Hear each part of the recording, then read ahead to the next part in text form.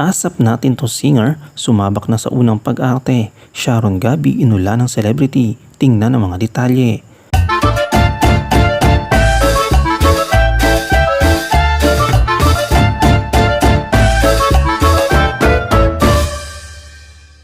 Ang unang pelikula ng tambalang cast rin ni Cassie Legaspi at Darren Espanto ay ang official entry ng MMFF 2023 na may pamagat na When I Met You in Tokyo. Nang una nilang nalaman na magkasama sila sa pelikula, nagkaroon sila ng ilang pag-agam-agam. Ayon kay Darren, nang malaman nila ito, hindi sila sigurado.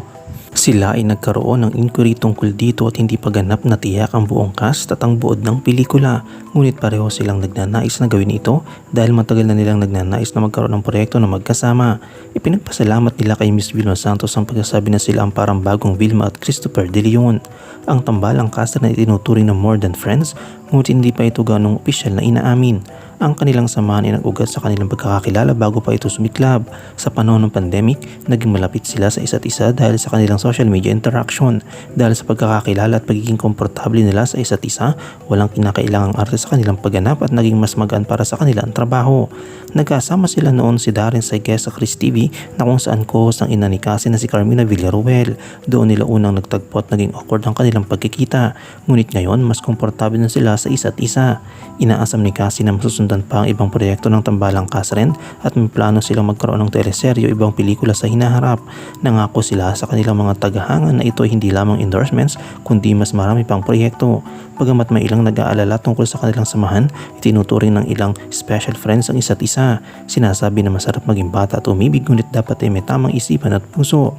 Samantala sa ibang balita naman ay ang dating mag-asawa na sina Sharon Cuneta at Gabby Concepcion ay tinupad ang naging hangarin ng kanilang mga fans na makita silang magkasama muli, hindi lamang sa pag-awit ng tema ng kani-kanilang mga pelikula, kundi pati na rin sa pagbabalik tanaw sa makulay nilang kasaysayan on and off cam. Mula sa kanilang unang halik at hindi inaasahang engagement hanggang sa kanilang lihim na kasal at pagiging mga magulang sa unang pagkakataon, buhay na binalikan ni Sharon Cuneta at Gabby Concepcion ang maraming masasayang alaala ng kanilang ibinahagi. Sa pag-ikot ng oras, pumayag sila na sila'y magtagumpay bilang magkasintahan kahit na may sakit silang paghiwalay. Pero higit sa paglalagay ng wakas sa kanilang magulong nakaraan, ang pinakamakabagbagpag damdaming bahagi ng gabi ay ang sumali ang kanilang anak na si Casey Concepcion sa kanilang entablado. Ito ay isang napakamabihirang sandali nang sila'y makita bilang isang pamilya kaya't maraming fans ang napaiyak. Pati ang megastar ay naluha, lalo na nang ibahagi ni Casey ang kanyang salubin tungkol sa magulang na magkaayos. Maraming mga artistang dumalo upang saksihan ang makasaysayang okasyong ito at karamihan sa kanila ay bahagi ng dating kapamilya primetime series na FPJs ang Probinsyano. Ano yung komento kaugnay dito? Shoutout tayo kina Brigida Taberdo, kay Cest Lavi at kay Conchita Castillejos. I-comment mo lang ang inyong opinion sa comment section at huwag kalimutang i-like, i-follow, i-subscribe ang bcgram.net para sa mga latest happenings.